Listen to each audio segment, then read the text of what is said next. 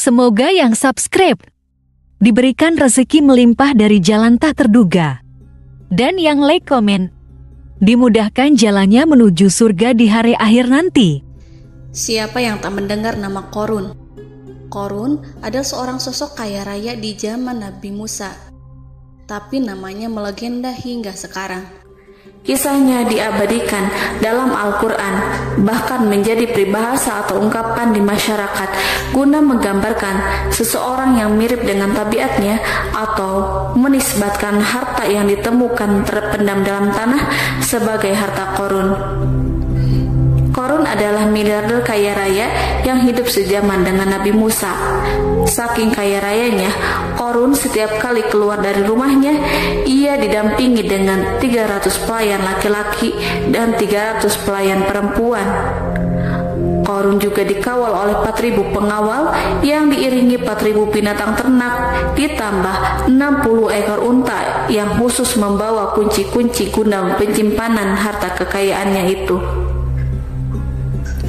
Itu dilakukan semata-mata sebagai bentuk kesombongan bahwa dialah manusia paling kaya, paling terhormat, dan memiliki pengikut setia. Ia merasa lebih mulia dibandingkan Nabi Musa alaihissalam. Orang-orang tentu saja akan penasaran seberapa banyak harta kekayaan Qorun jika pengawal dan pembawa kunci gudang kekayaannya sebanyak itu. Lalu berapakah harta yang dimiliki Qorun yang disimpan dalam gudang-gudangnya tersebut?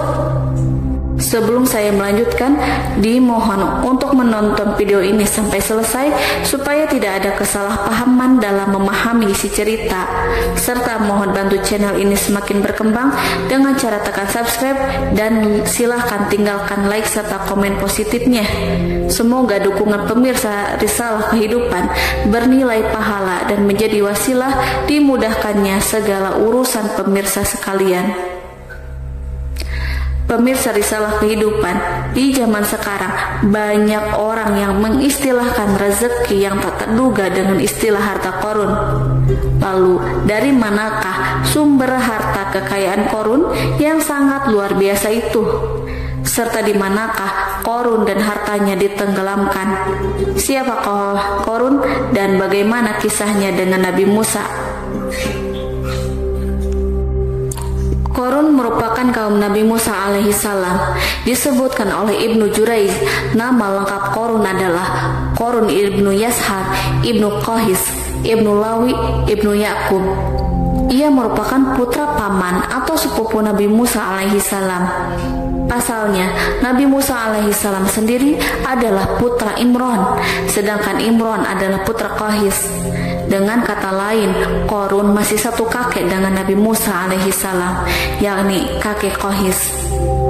Ia adalah umat Nabi Musa yang taat. Tidak hanya memiliki banyak harta, Qorun juga termasuk orang yang cerdas dan berilmu. Ia menguasai ilmu duniawi dan ilmu ukhrawi, dan tercatat bahwa Qorun adalah ahli di bidang kimia. Dirinya tercatat sebagai ahli kitab Taurat setelah Nabi Musa. Kepandaian Qorun dalam ilmu agama membuat dirinya sering disebut dengan ilmu nawir atau orang yang memberi cahaya dan penerangan. Suaranya terkenal merdu dalam membaca kitab Taurat. Selain itu, Qorun juga lihai dalam berbisnis. Ia mengetahui trik investasi yang menguntungkan serta jalur perdagangan internasional yang strategis di zamannya. Kekayaan Qorun begitu banyak sebagaimana tercatat dalam surat Al-Qasas ayat 76. Sesungguhnya Qorun termasuk kaum Musa, tetapi dia berlaku aniaya terhadap mereka. Kami telah menganugerahkan kepadanya pembendaharaan harta yang kunci-kuncinya sungguh berat dipikul oleh sejumlah orang-orang yang kuat. Dalam riwayat Khaisamah disebutkan, untuk mengangkut kunci gudang kekayaan Qorun dibutuhkan 60 bigol atau sejenis kuda kecil. Ukuran kuncinya sebesar jari, bahannya terbuat dari kulit dan setiap kunci digunakan untuk satu gudang. Maka keluarlah Qorun kepada kaumnya dalam kemegahannya. Para ulama tafsir menjelaskan, Korun keluar dengan baju mewah diiringi dengan 300 gadis berbaju merah dan 4.000 kendaraan kuda. Tak heran iring-iringan Korun itu mengundang decak kagum mereka yang gandrung terhadap harta kekayaan. Sebagaimana yang terekam dalam Al-Quran, moga-moga kiranya kita mempunyai seperti apa yang telah diberikan kepada Korun. Sesungguhnya ia benar-benar mempunyai keberuntungan yang besar. Quran Surat Al-Qasas ayat 79. Namun tak sedikit kaumnya yang mengingatkan, dan ingatlah ketika kaumnya berkata, janganlah engkau terlalu bangga. Sesungguhnya Allah tidak menyukai orang-orang yang terlalu membanggakan diri atau disebut farihin. Sebagian ulama menafsirkan istilah farihin di sana juga berarti takabur atau zolim, berbuat kerusakan, arogan, dan tidak mau bersyukur terhadap nikmat. Korun dikisahkan memiliki ribuan gudang yang berisikan emas dan perak. Bila keluar rumah, Korun selalu berpakaian mewah dan dikawal oleh 600 pelayan. Ia diiringi 4.000 ekor kuda dan 60 ekor unta yang membawa kunci-kunci gudang kekayaannya. Namun sayang seribu sayang, Korun kemudian membangkang pada Nabi Musa dan menjadi pengikut setia Fir'aun. Mengenai dari mana asal-usul kekayaan Korun, ada beberapa riwayat yang memberitakan tentang asal-usul kekayaan Korun tersebut. Sumber pertama menyebutkan bahwa jauh sebelum memiliki kekayaan, Korun hanyalah seorang lelaki miskin yang tidak mampu menafkahi keluarganya sendiri. Anaknya sangat banyak.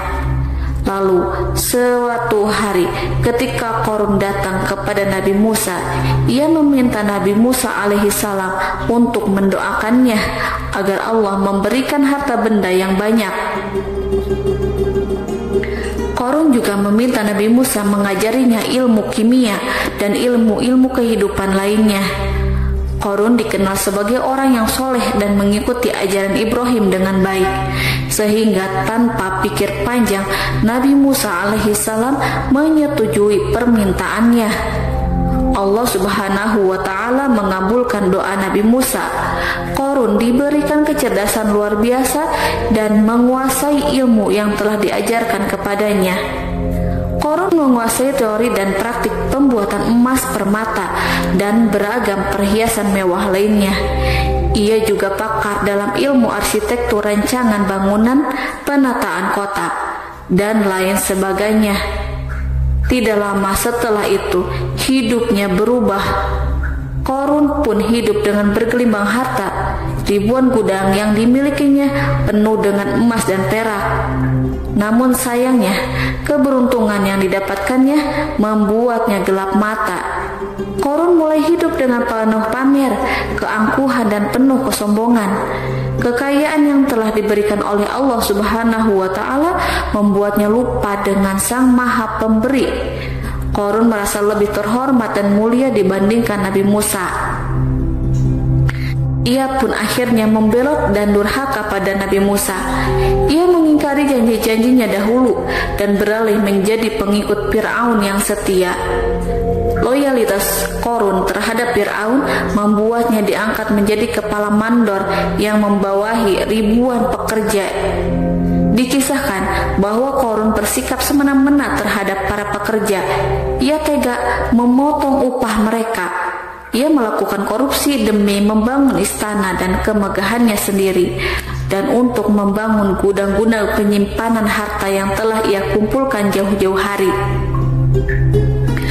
Ketika datang perintah zakat, Nabi Musa alaihissalam pergi menemui Korun dan memerintahkannya mengeluarkan zakat sebesar 1 dinar dari setiap 1000 dinar, 1 dirham dari setiap 1000 dirham, 1 kambing dari setiap 1000 kambing, dan seterusnya. Setelah Korun menghitung seluruh hartanya, ternyata jumlah zakatnya sangat besar. Kekikirannya pun mulai menghalangi hatinya untuk mengeluarkan zakat. Qarun enggan membayar zakat ketika Nabi Musa alaihissalam menagih zakat yang diperintahkan oleh Allah untuk ditunaikannya. Ketika Qarun diminta zakat, ia langsung marah dan tidak memberikan sedikit pun kekayaannya. Dia berpikir bahwa harta kekayaan yang dimilikinya didapat dari hasil kerja dan usahanya sendiri, dan tidak ada kaitannya dengan siapapun, termasuk Allah Subhanahu wa Ta'ala. Janji Qarun untuk lebih taat beribadah dan membantu sesama jika diberi kekayaan oleh Allah dilupakannya. Dia mempergunakan kekayaannya tersebut dalam kesesatan, kezaliman, dan permusuhan, sehingga membuatnya menjadi sombong dan terlena. Orang-orang beriman pada masa itu sering menasehati Qarun untuk bersyukur atas nikmat yang Allah berikan kepadanya, tetapi dia tidak mengindahkan nasihat tersebut. Dari sikapnya tersebut sudah jelas bahwa Qarun tidak membutuhkan nasihat kebenaran, bahkan merasa tidak takut dengan ancaman Allah, sebab Qarun merasa sudah memiliki segalanya. Qarun merasa dirinya hebat dan pintar serta punya banyak pengikut setia, punya banyak pengawal dan merasa aman karena dekat dengan Raja Fir'aun. Qarun berkata, "Sesungguhnya aku mendapatkan harta ini karena ilmu yang ada padaku."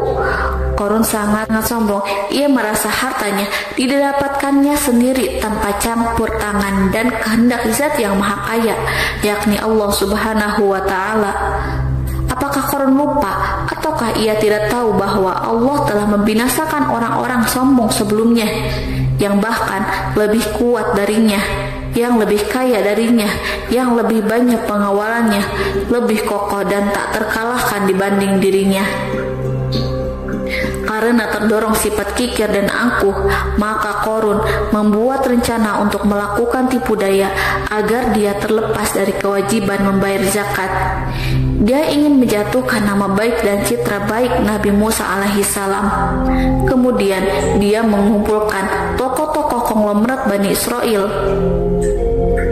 Ia berkata kepada mereka, "Wahai saudara-saudaraku, terhadap apa yang diperintahkan Musa untuk membayar zakat, apakah kalian akan mematuhinya? Sekarang dia hendak mengambil harta yang ada di tangan kalian, maka pikirkanlah suatu cara untuk menghindari perintahnya." Para pembesar-pembesar yang dipanggil kemudian menjawab, "Wahai paduka Qarun, engkau lebih besar daripada kami. Kami akan melakukan apapun yang kau inginkan." Qarun pun berkata, "Datangkanlah kepadaku wanita cantik. Aku akan memberinya hadiah besar jika ia berhasil menggoda dan memfitnah Nabi Musa." Ketika wanita cantik yang diinginkan datang, Qarun memberikan kepadanya uang muka sebagai jaminan. Ia akan membayarkan seluruh yang dijanjikan ketika berhasil menjalankan misinya. Bukan hanya itu, Qarun pun berjanji akan menjadikan wanita ini sebagai istrinya. Dan keesokan harinya, Qarun mengumpulkan Bani Israel. Setelah itu, Qarun menghadap kepada Nabi Musa seraya berkata, "Orang-orang menanti kedatangan Anda, sampaikanlah saran dan nasihat kepada mereka." Nabi Musa kemudian keluar dari rumahnya. Ia mulai menyampaikan nasihat pada umatnya. Di antara nasihatnya, beliau berkata, "Barang siapa yang mencuri, aku akan memotong tangannya. Barang siapa yang memfitnah, aku akan mencambuknya sebanyak 70 kali. Barang siapa yang tidak mempunyai istri dan dia berbuat zina, maka aku akan mencambuknya sebanyak 70 kali. Adapun barang siapa yang memiliki istri dan dia berbuat zina, aku akan rajam dia sampai mati." Qarun kemudian berkata, "Apakah ini juga berlaku untuk Anda jika Anda sendiri yang berbuat zina? Apakah Anda akan menerima hukumannya?" Kemudian Nabi Musa menjawab, "Ya, meskipun saya sendiri yang melakukannya." Maka kemudian Qarun memanggil wanita yang telah dibayarnya. Wanita itu berdiri di depan Nabi Musa dan Bani Israel yang telah berkumpul. Dia mengaku sedang hamil karena telah berhubungan badan dengan Nabi Musa. Maka marahlah Nabi Musa atas fitnah kejam yang diarahkan kepadanya. Kemudian Nabi Musa melakukan sholat 2 rakaat, lalu mendatangi wanita itu dan menyumpahnya agar mengatakan siapa yang menyuruhnya. Wanita itu menjadi ketakutan. Ia gemetar di depan Nabi Musa dan dia mengaku bahwa yang menyuruhnya adalah Qarun. Lalu wanita itu bertaubat dan meminta maaf kepada Nabi Musa. Seketika Nabi Musa bersujud seraya berdoa kepada Allah untuk menimpakan azab kepada Qarun. Allah memberi wahyu kepada Nabi Musa bahwa bumi telah dijadikan tunduk kepada perintah Nabi Musa. Kemudian Nabi Musa berkata kepada bumi, "Wahai bumi, telanlah Qarun beserta kekayaannya, habiskanlah semua." Kala itu Allah menurunkan wahyu kepada Nabi Musa alaihissalam untuk memerintah bumi apapun yang diinginkannya. Begitu Nabi Musa alaihissalam datang dengan wajah sangat marah, barulah Qarun merajuk, "Wahai Musa, sayangilah aku." Sementara Nabi Musa alaihissalam tak bergeming. Beliau lantas berkata pada bumi, "Wahai bumi, ambillah mereka." Seketika rumah Qarun mulai bergetar. Qarun dan antek-anteknya mulai dibenamkan hingga bagian lututnya. Rumahnya ikut turun sedalam lutut. Qarun kembali merajuk, "Sayangilah aku Musa." Rumahnya kembali berguncang. Kini Qarun dan kawan-kawannya kembali terbenam hingga bagian pusar. Demikian pula rumahnya. Qarun terus merajuk, "Wahai Musa, sayangilah aku." Sementara Nabi Musa alaihissalam kembali meminta bumi, "Wahai bumi, ambillah mereka." Rumah Qarun berguncang lagi, sementara Qarun dan kawan-kawannya terus terbenam hingga bagian tenggorokannya. Demikian pula rumahnya. Qarun lagi-lagi menjerit, "Wahai Musa, sayangilah aku." Namun Nabi Musa alaihissalam tak bergeming. Beliau terus meminta bumi menelannya, hingga akhirnya Qarun dan kawan-kawannya hilang seluruhnya di telan bumi. Tak lama setelah itu Allah pun berkata, "Wahai Musa, apa yang membuatmu bersikap demikian? Padahal demi kemuliaanku, andai dia Qarun berdoa kepadaku, niscaya aku akan rahmati. Maka kami benamkan dia beserta rumahnya ke dalam bumi, maka tidak ada baginya satu golongan pun yang akan menolongnya selain Allah, dan dia tidak termasuk orang-orang yang dapat membela diri." Quran Surat Al-Qasas ayat 81. Lalu di manakah lokasi ditenggelamkannya Qarun beserta harta bendanya? Konon berdasarkan kepercayaan beberapa masyarakat setempat, Qarun ditenggelamkan di sekitar sungai atau danau Moris yang terletak di kota Fayum, negara Mesir. Qarun konon mendirikan istana dan di tempat itu pula ia ditenggelamkan. Dahulu Qarun berkeinginan membangun sebuah istana, namun tidak diizinkan oleh Fir'aun jika istana itu dibangun di samping istana Fir'aun. Terlebih Qarun juga tidak ingin membangun istana di tengah pemukiman Bani Israel yang terletak di tanah Jasan. Fir'aun pun memberikan tanah di wilayah Fayum. Kemudian di tepi sungai Fayum inilah Qarun membangun istananya yang megah dan di dalamnya membangun Al-Kunuz atau gudang penyimpanan harta berisi emas dan perak. Salah satu bukti arkeologis yang dapat dijumpai di lokasi tersebut adalah runtuhan bangunan yang diduga sebagai tempat tinggal Qarun yang berjarak sekitar 2 km dari Danau Qarun. Menurut beberapa sumber, bangunan yang masih berdiri kokoh tersebut adalah benteng yang dibangun oleh Qarun. Namun, ada juga yang mengatakan bahwa bangunan tersebut adalah tempat tinggalnya. Wallahu a'lam bishawab.